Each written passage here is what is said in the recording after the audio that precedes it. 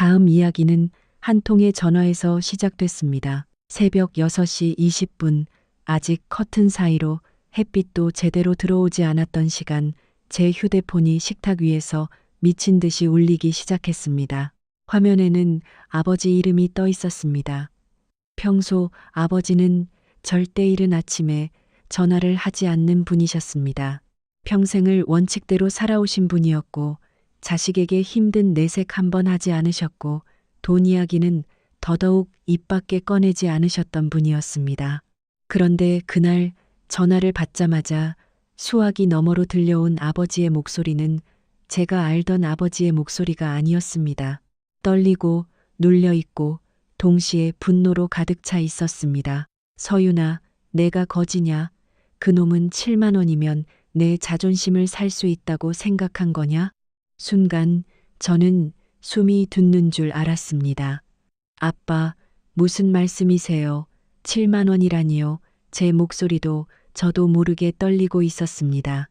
전날 밤은 아버지의 69번째 생신 잔치였습니다. 저는 아버지가 좋아하시는 한정식을 드시게 해드리고 싶어서 인천 송도에 있는 고급 한식당에 가족들을 모셨습니다. 남편 한지호는 그 자리에서 아주 공손한 얼굴로 아버지께 크림색 봉투 하나를 두 손으로 건넸습니다. 봉투는 제법 두툼해 보였습니다. 그는 고개까지 숙이며 말했습니다. 아버님, 많이 준비하지는 못했습니다. 그래도 제 마음입니다. 집에 가셔서 열어보세요. 그 말을 듣고 저는 조금 안심했습니다. 지훈이 아무리 돈을 아끼는 사람이라도 적어도 장인어른 생신 자리에서만큼은 기본은 하겠지, 그렇게 생각했습니다. 하지만 그 봉투 안에는 단돈 7만 원이 들어 있었습니다. 그것도 10,000원짜리 7장. 그리고 더 기가 막힌 건 그 안에 작은 쪽지까지 들어 있었다는 겁니다. 아버지가 사진을 찍어 보내주신 그 쪽지에는 분명히 지훈의 글씨로 이렇게 적혀 있었습니다. 이번 달에 조금 빠듯합니다. 서윤이에게는 말하지 말아주세요. 나중에 꼭 보태겠습니다. 그 문장을 보는 순간 제 손끝이 차갑게 식었습니다. 저는 그 돈이 적어서 화가 난 게 아니었습니다. 제 아버지는 7만 원이 없어서 사는 분이 아니었고, 저 역시 돈 액수 하나로 사람 마음을 판단하는 여자가 아니었습니다. 제가 정말 참을 수 없었던 건 남편이 가족들 앞에서는 세상에서 가장 예의 바른 사위처럼 연기해 놓고 뒤에서는 제 아버지를 몇 장의 지폐로 입막음할 수 있는 사람처럼 취급했다는 사실이었습니다. 아버지는 한참 동안 말을 잇지 못하시다가 낮고 갈라진 목소리로 말씀하셨습니다. 서윤아, 돈이 문제가 아니다. 내가 화가 나는 건 그놈이 날 얼마나 우습게 봤으면 이런 짓을 했겠냐는 거다. 내 앞에서는 착한 사위처럼 굴고 나한테는 비밀로 해달라고? 내가 내 결혼 생활 깨질까봐 입 다물 줄 알았던 모양이지. 그 순간 제 머릿속에서 무언가가 뚝 끊어지는 소리가 들렸습니다. 저는 아버지께 죄송하다고, 제가 반드시 정리하겠다고 말씀드렸습니다. 그리고 전화를 끊은 뒤 한참 동안 부엌 바닥에 주저앉아 있었습니다.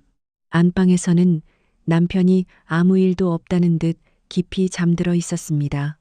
전날 술을 마시고 돌아와 씻지도 않고 누워 코까지 골던 그 얼굴이 떠올랐습니다. 저는 당장 방문을 열고 들어가 그의 멱살을 잡고 싶었습니다. 너 우리 아빠한테 무슨 짓을 한 거야? 그렇게 소리치고 싶었습니다. 하지만 손잡이를 잡은 순간 저는 멈췄습니다. 지금 들어가 따지면 그는 분명히 변명할 겁니다. 봉투를 잘못 넣었다. 실수였다. 나중에 더 드리려고 했다. 당신은 왜 항상 나를 의심하느냐. 그리고 결국 또 저를 예민하고 속물적인 여자로 만들 겁니다. 지우는 늘 그런 식이었습니다. 자신의 잘못을 인정하는 대신 상대가 너무 예민해서 문제를 키운다는 식으로 사람을 몰아갔습니다. 그래서 저는 문고리에서 손을 뗐습니다. 눈물을 닦고 휴대폰 속 사진을 다시 확인했습니다. 7만 원, 쪽지, 남편의 글씨, 아버지의 상처. 그 모든 것을 제 마음 깊은 곳에 새겨 넣었습니다. 그리고 아주 조용히 다짐했습니다. 좋아. 당신이 우리 아빠를 그런 식으로 모욕했다면 나도 당신 아버지에게 똑같은 거울을 보여줄게. 2달 뒤 대전의 한 고급 호텔 연회장에서 시아버지의 칠순 잔치가 열렸습니다. 시댁 식구들과 친척들이 가득 모인 자리였습니다. 시아버지는 새 정장을 입고 상석에 앉아 있었고 시어머니는 진주 목걸이를 하고 사람들에게 자랑하느라 정신이 없었습니다. 우리 며느리가 이번에는 아주 크게 준비했어. 아버님 칠순인데 며느리 도리는 해야 한다면서 말이야. 모두가 기대에 찬 눈으로 저를 바라봤습니다. 저는 웃었습니다. 아주 얌전하고 아주 공손하게 웃었습니다. 그리고 준비해온 고급 봉투를 두 손으로 들고 시아버지 앞에 섰습니다. 아버님, 칠순 진심으로 축하드립니다. 건강하게 오래오래 사세요. 제 작은 정성입니다. 시아버지는 만족스러운 얼굴로 봉투를 받았습니다. 그런데 그분은 체면상 나중에 열어보지 않았습니다. 그 자리에서 바로 봉투를 뜯었습니다. 그리고 봉투 안에서 10,000원짜리 7장이 식탁 위로 툭툭툭 떨어졌습니다. 작은 쪽지 한 장도 함께 떨어졌습니다. 순간 연회장 안의 모든 소리가 멈췄습니다. 젓가락 소리도 웃음소리도 술잔 부딪히는 소리도 모두 사라졌습니다. 제 남편 한지훈의 얼굴이 순식간에 새빨개졌습니다. 그는 벌떡 일어나 제게 소리쳤습니다. 강서윤, 너 지금 제정신이야? 우리 아버지 칠순에 7만 원, 너 지금 뭐 하는 짓이야? 저는 그를 똑바로 바라봤습니다. 그리고 아주 차분하게 말했습니다. 왜 그렇게 화를 내? 나는 그냥 당신한테 배운 대로 했을 뿐인데. 이 이야기를 끝까지 들으시면 한 남자가 얼마나 완벽하게 가면을 쓰고 살았는지, 그리고 그 가면이 어떻게 단돈 7만 원 때문에 산산조각 났는지 알게 되실 겁니다. 혹시 지금 누군가의 말보다 행동 때문에 마음이 다치고 있다면 오늘 제 이야기를 끝까지 들어주세요. 그리고 시작하기 전에 좋아요 한 번만 눌러주세요. 여러분의 하루가 조금이라도 더 단단하고 따뜻해지기를 진심으로 바랍니다. 제 이름은 강서윤입니다. 저는 인천에서 식품회사 홍보팀장으로 일하고 있었습니다. 결혼 전에 저는 혼자서도 제법 잘 살았습니다. 월급도 안정적이었고 송도 근처 작은 아파트에서 혼자 지내며 주말이면 친구들을 만나거나 수원에 계신 부모님을 찾아뵙곤 했습니다. 저는 결혼을 두려워하지는 않았지만 결혼이 반드시 인생의 정답이라고 생각하지도 않았습니다. 주변에서 여자는 나이 들면 좋은 사람 만나기 어렵다는 말을 해도 저는 웃어넘겼습니다. 혼자여도 외롭지 않았고 누군가에게 기대지 않아도 충분히 제 삶을 꾸려갈 수 있었으니까요. 그런데 제 주변 어른들은 그렇게 생각하지 않았습니다. 특히 엄마와 이모는 틈만 나면 저를 붙잡고 말씀하셨습니다. 서윤아, 네가 아무리 잘나도 평생 혼자 살 수는 없어. 좋은 사람 있을 때 만나봐야지. 그렇게 몇 번을 거절하다가 결국 저는 한 번만 만나보겠다고 했습니다. 그 사람이 바로 한지훈이었습니다. 우리가 처음 만난 건 2018년 겨울 인천 구월동의 한 조용한 카페였습니다. 저는 나름대로 예의를 갖춰 단정한 코트를 입고 나갔습니다. 그런데 약속 자리 구석에 앉아있던 남자를 보는 순간 솔직히 말하면 조금 실망했습니다. 그는 오래 입은 듯한 패딩을 걸치고 있었고 신발은 낡아 있었으며 머리도 대충 넘긴 상태였습니다. 소개팅 자리에 나온 사람치고는 너무 신경을 쓰지 않은 모습이었습니다. 저는 속으로 생각했습니다. 아, 오늘도 그냥 커피만 마시고 끝내야겠구나. 그런데 이상하게도 대화를 나누다 보니 그는 자신을 포장하는데 매우 능숙했습니다. 그는 자신의 낡은 옷차림을 부끄러워하지 않고 오히려 자랑스럽게 말했습니다. 저는 거칠에 돈 쓰는 걸 별로 좋아하지 않습니다. 남들이 보기 좋으라고 좋은 옷 입고 비싼 시계 차는 것보다 그 돈으로 부모님께 용돈 드리고 나중에 제 가정에 쓰는 게 훨씬 낫다고 생각합니다. 그 말이 그때는 참 듬직하게 들렸습니다. 저는 그동안 말만 번지르르 하고 계산 앞에서는 초라해지는 남자들을 많이 봐왔습니다. 그래서인지 지훈의 투박함이 오히려 진심처럼 느껴졌습니다. 그는 데이트할 때도 비싼 레스토랑 대신 오래된 국밥집이나 동네 식당을 데려갔습니다. 그리고 늘 같은 말을 했습니다. 우리 이런 데서 조금씩 아껴서 나중에 더 넓은 집에서 살자. 나는 허세 부리는 남자들하고 달라. 그 말은 달콤했습니다. 화려하진 않았지만 믿음직했습니다. 그는 꽃다발 대신 엄마 무릎에 좋다는 영양제를 사왔고 아버지가 차를 좋아하신다는 이야기를 듣고는 전통 찻잎을 가져왔습니다. 선물은 크지 않았지만 필요한 걸 기억했다는 사실이 저를 움직였습니다. 저는 점점 그를 검소하지만 따뜻한 사람이라고 믿기 시작했습니다. 결정적인 순간은 2020년 3월이었습니다. 아버지가 갑자기 가벼운 뇌혈관 이상으로 병원에 입원하셨습니다. 큰 위기는 넘겼지만 며칠 동안 병원에서 관찰이 필요했고 엄마 혼자 간병하기에는 버거운 상황이었습니다. 저는 회사에서 중요한 프로젝트를 맡고 있어서 하루 종일 병원에 있을 수 없었습니다. 그때 지훈이 먼저 나섰습니다. 내가 갈게. 당신은 일 마무리해. 아버님은 내가 챙길게. 그는 실제로 수원병원까지 달려와 며칠 동안 아버지 곁을 지켰습니다. 식사를 챙기고 의사 설명을 듣고 엄마가 힘들까봐 대신 병실에 남기도 했습니다. 아버지는 그런 지훈을 보며 크게 감동하셨습니다. 퇴원 후 어느 날 아버지는 제 손을 꼭 잡고 말씀하셨습니다. 서윤아, 저런 남자 흔치 않다. 말보다 행동으로 보여주는 사람이야. 아빠는 저 사람이라면 너 맡겨도 될 것 같다. 평생. 사람 보는 눈이 정확하다고 믿어왔던 아버지의 말이었기에 저는 더 흔들렸습니다. 그렇게 저는 2021년 6월 한지훈과 결혼했습니다.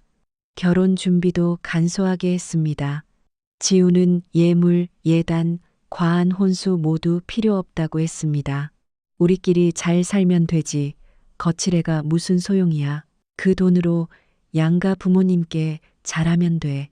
저는 그 말을 믿고 오히려 제 돈으로 시부모님께 좋은 이불과 공기청정기를 사드렸습니다. 그때 시어머니가 지은 웃음을 지금도 기억합니다. 그때는 고마워서 웃는 줄 알았습니다. 하지만 지금 생각하면 그건 고마움이 아니라 이 며느리 생각보다 쓸만하네 하는 계산의 웃음이었습니다. 결혼 후 모든 것이 조금씩 달라졌습니다. 처음에는 아주 작은 것들이었습니다. 제가 계절이 바뀌어 코트 하나를 사려고 하면 지우는 바로 눈살을 찌푸렸습니다. 옷장에 옷 많잖아. 왜 또 사? 제가 피부 관리 제품을 사면 그는 비웃듯 말했습니다. 당신은 화장품 회사 다녀서 그런지 너무 꾸미는 데 집착해. 결혼했으면 좀 실속 있게 살아야지. 제가 부모님을 모시고 외식을 하자고 하면 그는 말했습니다. 어른들은 집밥 좋아하셔. 괜히 돈 쓰지 마. 처음에는 제가 정말 낭비하고 있나 싶었습니다. 결혼했으니 아끼는 게 맞다고 생각하려 했습니다. 하지만 시간이 지날수록 이상한 점이 보였습니다. 그는 시댁에 갈 때는 전혀 아끼지 않았습니다. 대전에 있는 시댁에 내려갈 때마다 한우 세트, 홍삼, 고급 과일, 건강식품을 바리바리 챙겼습니다. 그런데 수원에 있는 친정에 갈 때는 할인 마트에서 산 과자 한 상자나 귤 몇 봉지가 전부였습니다. 제가 조심스럽게 말했습니다. 우리 집 갈 때도 조금만 더 신경 쓰면 안 돼? 그러면 그는 꼭 이렇게 말했습니다. 당신 부모님은 검소하시잖아. 많이 사가면 부담스러워 하실걸? 당신은 왜 자꾸 비교를 해? 비교를 만든 건 그였는데 비교한다고 혼나는 건 늘 저였습니다. 명절에는 더 심했습니다. 시댁에 가면 그는 운전했다는 이유로 소파에 누워 쉬었고 저는 시어머니 옆에서 전을 부치고 설거지를 했습니다. 그러나 친정에 가면 그는 도착하자마자 운전해서 피곤하다며 방에 들어가 누웠습니다. 엄마가 차려놓은 음식은 먹고 아버지와 대화는 피했습니다. 아버지가 말을 걸면 짧게 대답하고 곧바로 휴대폰만 봤습니다. 저는 그 모습이 속상했지만 그때마다 지우는 말했습니다. 당신 너무 예민해. 내가 처가에 못하는 게 뭐가 있어? 나 정도면 잘하는 거야. 그렇게 저는 조금씩 제 감정을 의심하게 되었습니다.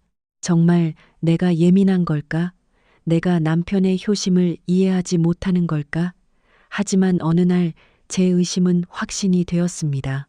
우연히 그의 카드 명세서를 보게 된 날이었습니다. 지우는 자기 어머니 생신을 앞두고 온천 리조트 숙박권, 명품 가방, 백화점 상품권까지 총 240만 원어치를 결제해 두었습니다. 저는 믿을 수 없어 그에게 물었습니다. 당신 이번 달 빠듯하다면서 이건 뭐야? 그는 조금도 미안해하지 않았습니다. 오히려 당당했습니다. 우리 엄마가 평생 고생해서 나 키웠어. 아들이 그 정도 해드리는 게 뭐가 문제야? 당신은 왜 어른한테 쓰는 돈까지 아까워해? 저는 그때 깨달았습니다. 그는 돈이 없는 게 아니었습니다. 그는 절약하는 사람이 아니었습니다. 그는 그저 돈을 쓰고 싶은 사람과 쓰고 싶지 않은 사람을 철저하게 나누는 사람이었습니다. 그리고 안타깝게도 저와 제 부모님은 그가 돈을 쓰고 싶지 않은 쪽에 속해 있었습니다. 그런 상태에서 2023년 10월 아버지의 69번째 생신이 다가왔습니다. 저는 이번만큼은 아버지를 제대로 모시고 싶었습니다. 아버지는 평생 교사로 일하시며 자신보다 가족을 먼저 생각하신 분이었습니다. 큰 잔치를 좋아하지 않으셨지만 그래도 가까운 가족끼리 좋은 곳에서 식사하는 것 정도는 해드리고 싶었습니다. 그래서 송도의 한 고급 한식당에 방을 예약했습니다. 그런데 잔치 일주일 전부터 지우는 이상할 정도로 돈 이야기를 꺼냈습니다. 요즘 회사 분위기가 안 좋아. 보너스가 줄어들 것 같아. 주식도 많이 떨어졌어. 생활비도 너무 많이 나가. 이번 달은 진짜 힘들다. 저는 그 말들이 무엇을 위한 밑밥인지 알고 있었습니다. 아버지 생신에 돈 쓰기 싫다는 뜻이었습니다. 그래도 저는 마지막으로 믿고 싶었습니다. 아무리 그래도 장인어른 생신인데 사람이라면 최소한의 예의는 지키겠지. 생신 당일 지우는 예상대로 무성의했습니다. 식사 자리 내내 휴대폰을 만졌고 아버지가 말씀하실 때도 고개만 끄덕였습니다. 친척 어른이 덕담을 건네도 건성으로 웃었습니다. 저는 얼굴이 화끈거렸지만 분위기를 망치고 싶지 않아 참았습니다. 식사가 끝날 무렵 지우는 안주머니에서 크림색 봉투를 꺼냈습니다. 봉투는 꽤 두툼했습니다. 그는 아버지께 공손히 건넸습니다. 아버님, 많이 준비하지는 못했습니다. 그래도 제 마음입니다. 집에 가셔서 열어보세요. 아버지는 환하게 웃으셨습니다. 고맙네. 마음 써줘서 고마워. 저는 그 순간 조금 안도했습니다. 그래도 했구나. 그래도 사람이구나. 하지만 그 생각은 다음 날 아침 산산조각 났습니다. 아버지의 전화 7만 원, 그리고 비밀로 해달라는 쪽지. 저는 남편이 우리 가족을 얼마나 우습게 보고 있었는지 그제야 완전히 깨달았습니다. 그날 아침 저는 아무 일도 없는 사람처럼 밥을 차렸습니다. 된장국을 끓이고 달걀말이를 만들고 그가 좋아하는 김치를 접시에 담았습니다. 지훈이 부스스한 얼굴로 방에서 나왔습니다. 그는 제 표정을 살피며 물었습니다. 아침에 전화 온 것 같던데 누구야? 저는 일부러 부드럽게 웃었습니다. 아빠, 어제 고맙다고 전해달래. 당신이 신경 많이 써줘서 감동하셨대. 그 순간 그의 얼굴에서 긴장이 풀리는 걸 똑똑히 봤습니다. 그는 안도의 한숨을 숨기지 못했습니다. 그리고는 밥을 한 숟가락 크게 떠먹으며 거만하게 말했습니다.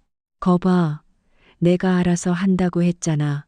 당신은 나를 너무 못 믿어. 어른들은 다 알아. 내가 처가에 얼마나 신경 쓰는지. 저는 고개를 숙였습니다. 웃는 척 했습니다. 하지만 식탁 아래에서 제 손은 주먹으로 꽉 쥐어져 있었습니다. 손톱이 손바닥을 파고들 정도였습니다. 그래, 마음껏 웃어. 마음껏 잘난 척해. 2달 뒤에는 그 입으로 어떤 변명을 할 수 있는지 보자. 2달 뒤는 시아버지 한대철의 칠순이었습니다. 지우는 아버지 칠순을 아주 크게 하고 싶어 했습니다. 아니, 정확히 말하면 크게 하는 척을 하고 싶어 했습니다. 친척들 앞에서 효자 아들처럼 보이고 싶었던 겁니다. 그러나 돈 이야기가 나오자 그는 또 슬슬 빠지기 시작했습니다. 아버지 칠순인데 크게 해드려야 하는데 요즘 자금 사정이 좀 그렇네. 저는 그 말을 기다리고 있었습니다. 아주 걱정스러운 얼굴로 말했습니다. 이번에는 내가 할게. 호텔 예약도 하고 식사비도 내가 내고 아버님 용돈도 내가 준비할게. 지훈의 눈이 반짝였습니다. 정말 당신이 다 한다고? 응, 나도 며느리잖아. 한 번쯤 제대로 해드리고 싶어. 그는 제 어깨를 두드리며 세상에서 제일 좋은 남편인 척 웃었습니다. 우리 서윤이 생각보다 효심이 깊네. 고마워. 아버지가 정말 좋아하실 거야. 그는 몰랐습니다. 그가 지금 감사해야 할 사람이 아니라 자신이 걸어 들어간 함정을 의심해야 했다는 걸 저는 곧바로 시어머니께 전화를 드렸습니다. 어머님, 아버님 칠수는 제가 준비할게요. 대전 호텔 연회장 예약해 뒀고요. 용돈도 섭섭지 않게 준비할 테니 걱정하지 마세요. 시어머니의 목소리는 순식간에 밝아졌습니다. 그래? 네가 웬일이니? 우리 며느리가 이제야 철이 들었네. 친척들한테도 말해둬야겠다. 저는 웃으며 대답했습니다. 네, 기대하셔도 좋아요. 전화를 끊고 저는 은행으로 갔습니다. 창구에서 7만 원을 10,000원짜리 신권 7장으로 바꿨습니다. 새 지폐의 빳빳한 감촉이 손끝에 닿았을 때 이상하게도 심장이 차분해졌습니다. 그 다음에는 고급 봉투를 샀습니다. 겉으로 보기에는 아주 품격 있고 비싸 보이는 봉투였습니다. 집에 돌아와 식탁 위에 봉투와 지폐, 그리고 작은 카드 한 장을 놓았습니다. 그리고 천천히 글을 썼습니다. 이번 달에 조금 빠듯합니다. 지훈이에게는 말하지 말아주세요. 나중에 꼭 보태겠습니다. 저는 그 문장을 쓰면서 웃음이 나왔습니다. 인간은 자기가 한 짓을 남이 하면 그제야 얼마나 추한 짓이었는지 알게 됩니다. 저는 일부러 봉투 안에 접은 흰 종이를 몇 장 더 넣었습니다. 겉으로 보면 두툼해 보이도록 그가 제 눈을 속이기 위해 했던 것처럼 저도 똑같이 했습니다. 그리고 그 봉투를 가방 가장 깊은 곳에 넣어두었습니다. 드디어 2023년 12월 결전의 날이 왔습니다. 대전의 고급 호텔 연회장은 화려했습니다. 원형 테이블에는 흰 천이 깔려 있었고 벽에는 금빛 장식이 걸려 있었습니다. 시아버지는 새 정장을 입고 상석에 앉아 있었습니다. 시어머니는 진주 목걸이를 하고 오는 친척마다 붙잡고 자랑했습니다. 이번에는 우리 며느리가 다 준비했어. 호텔도 예약하고 용돈도 두둑하게 준비했다더라. 신우임이라는 휴대폰을 들고 영상을 찍으며 말했습니다. 우리 새언니 오늘 통 크게 쏘네. 다음 엄마 생신도 여기서 해야겠다. 저는 그 말들을 들으며 미소를 지었습니다. 많이 기대해. 기대가 클수록 떨어질 때 더 아플 테니까. 지우는 마치 자신이 돈을 낸 사람처럼 여기저기 돌아다니며 친척들에게 인사했습니다. 오늘 편하게 드세요. 서윤이가 아버지 칠순이라고 많이 신경 썼습니다. 그 뻔뻔한 얼굴을 보고 있자니 속이 뒤집혔지만 저는 끝까지 참았습니다. 아직은 때가 아니었습니다. 식사가 끝나갈 무렵 한 친척 어른이 크게 말했습니다.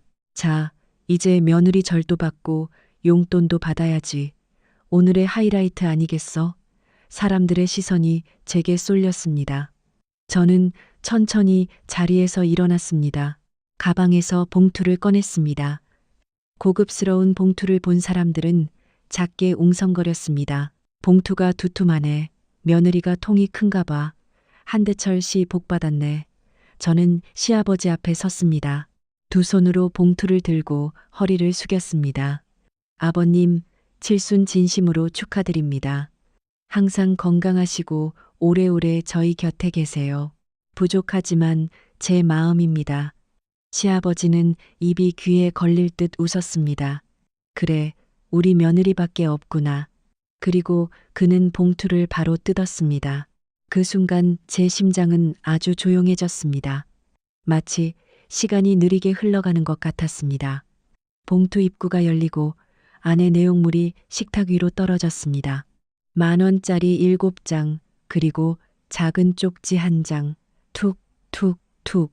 그 소리는 이상하게도 연회장 전체에 울려 퍼지는 것 같았습니다. 몇 초간 아무도 말을 하지 못했습니다. 시아버지는 눈을 깜빡이며 식탁 위에 돈을 내려다봤습니다. 시어머니는 들고 있던 물컵을 놓치듯 내려놓았습니다. 시누이는 촬영하던 휴대폰을 내렸습니다. 그리고 가장 먼저 폭발한 건 제 남편이었습니다. 강서윤, 너 미쳤어. 우리 아버지 칠순에 7만 원. 이게 무슨 망신이야. 그는 제 앞으로 다가와 식탁 위에 돈을 집어들었습니다. 너 지금 장난해? 아버지를 뭘로 보고 이딴 짓을 해. 시어머니도 얼굴이 벌개져서 소리쳤습니다.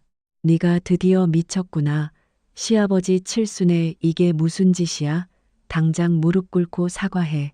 시누이 미란도 가세했습니다. 언니, 이건 선 넘었어요.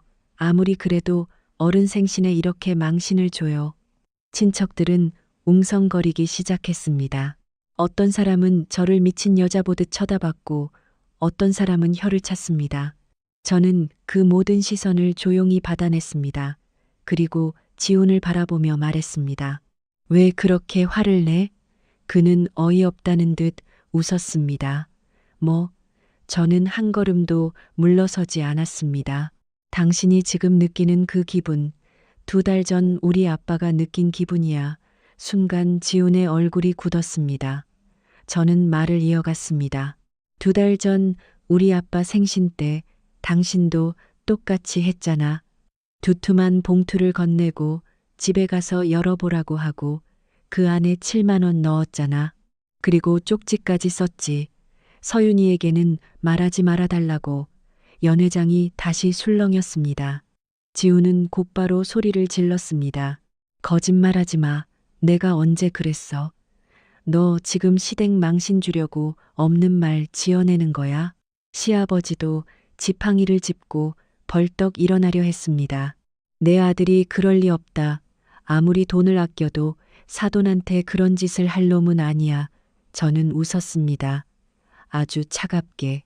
증거가 없었으면 저도 여기까지 오지 않았겠죠. 저는 휴대폰을 꺼냈습니다. 아버지가 보내주신 사진을 열었습니다.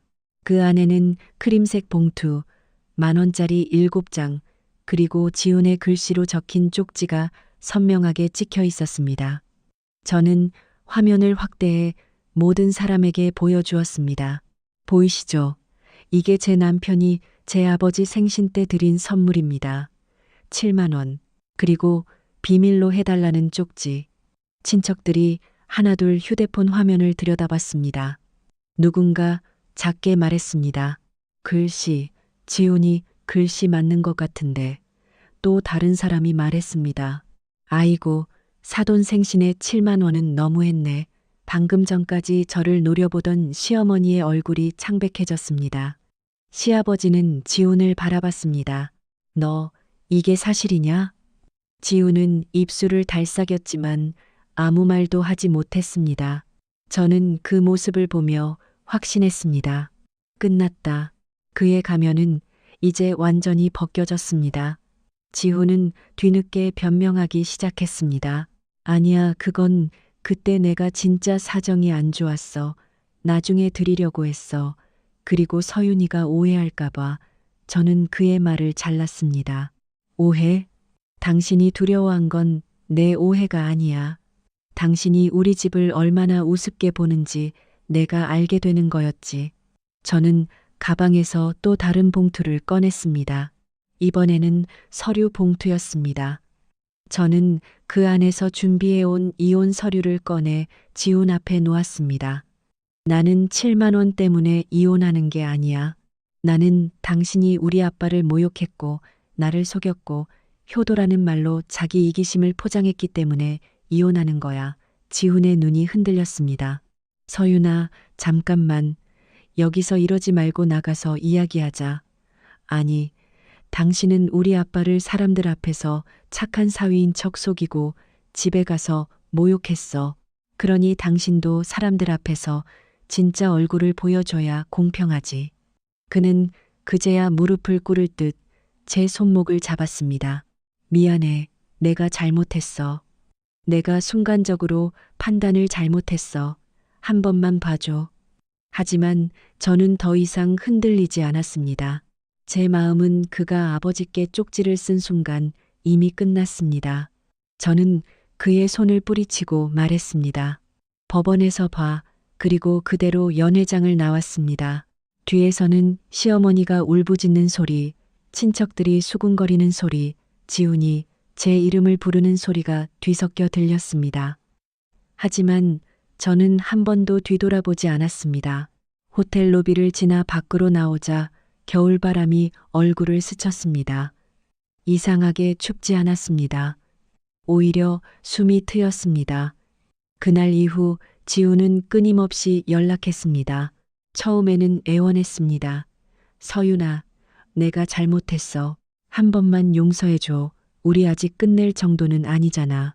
내가 아버님께 직접 사과드릴게. 하지만 제가 답하지 않자 그의 태도는 금방 변했습니다. 네가 우리 집안을 망신시켰어.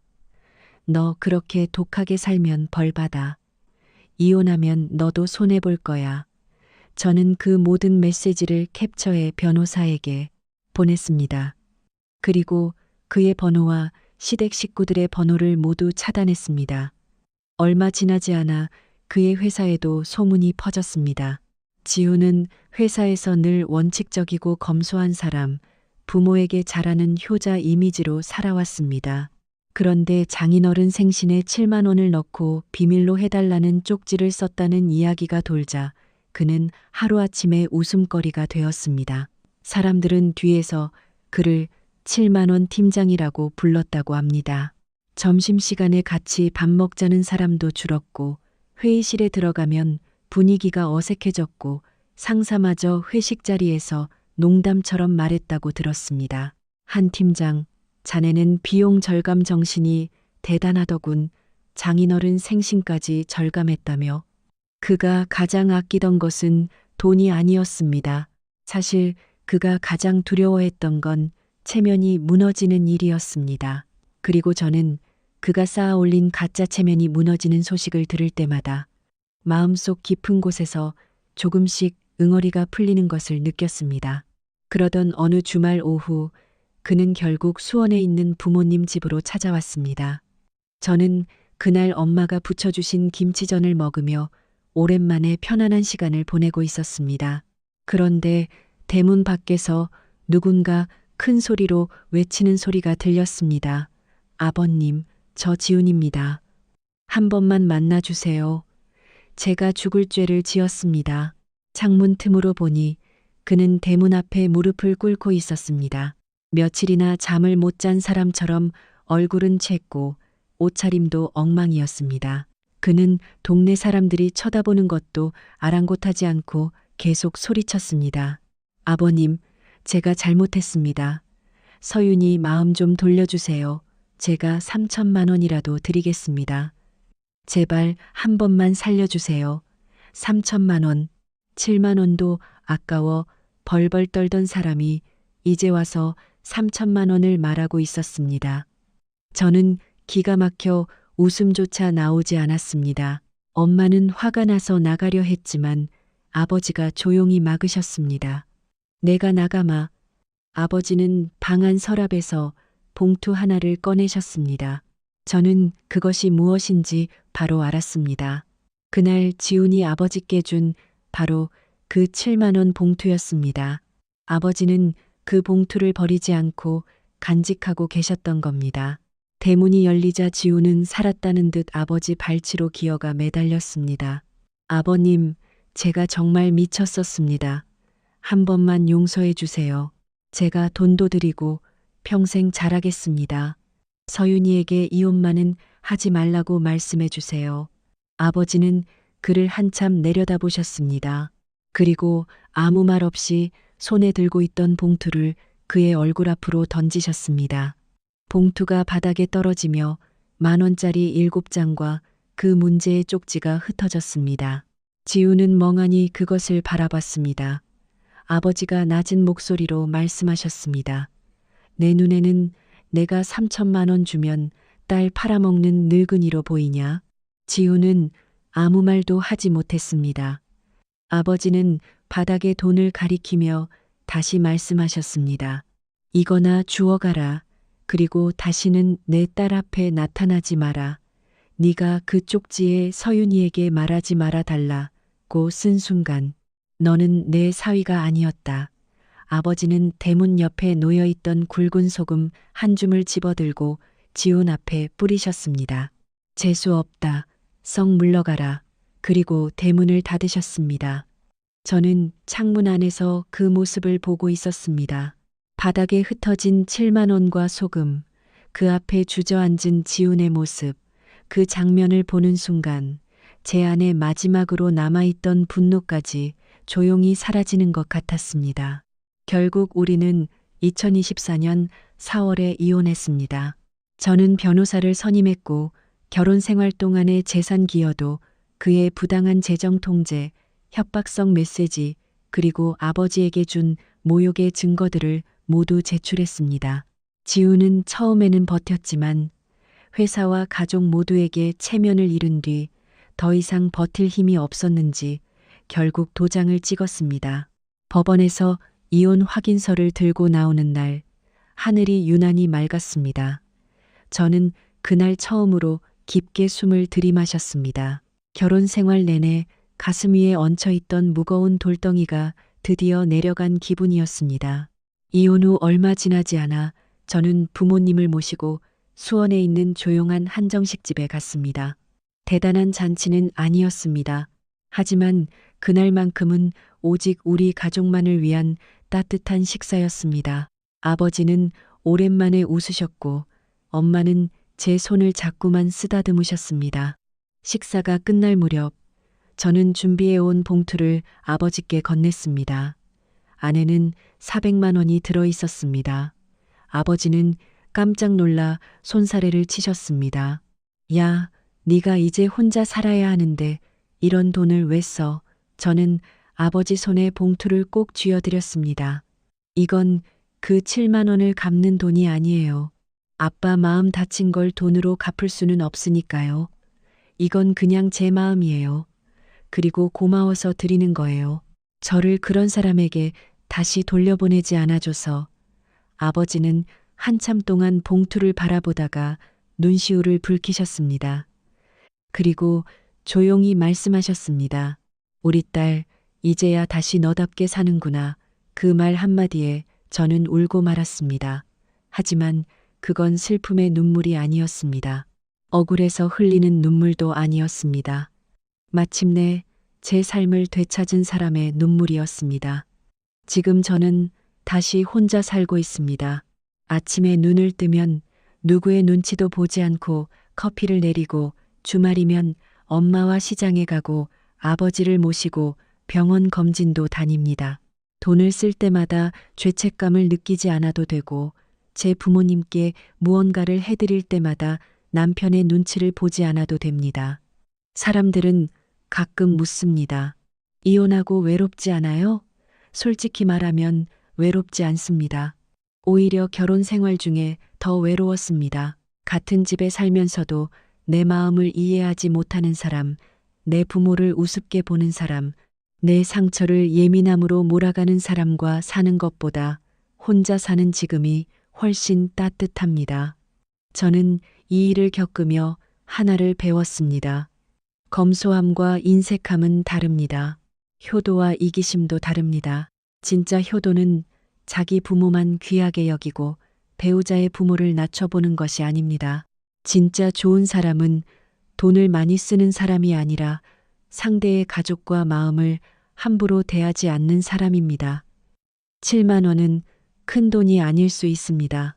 하지만 그 7만 원이 경멸과 거짓말로 건네졌을 때 그것은 한 사람의 자존심을 짓밟는 칼이 될 수 있습니다. 한지우는 그 작은 봉투 하나로 제 아버지를 입막음할 수 있다고 생각했습니다. 하지만 그는 몰랐습니다. 바로 그 봉투가 제 눈을 뜨게 했고 제 결혼을 끝내게 했고 결국 저를 다시 제 삶으로 돌아오게 만들었다는 것을요.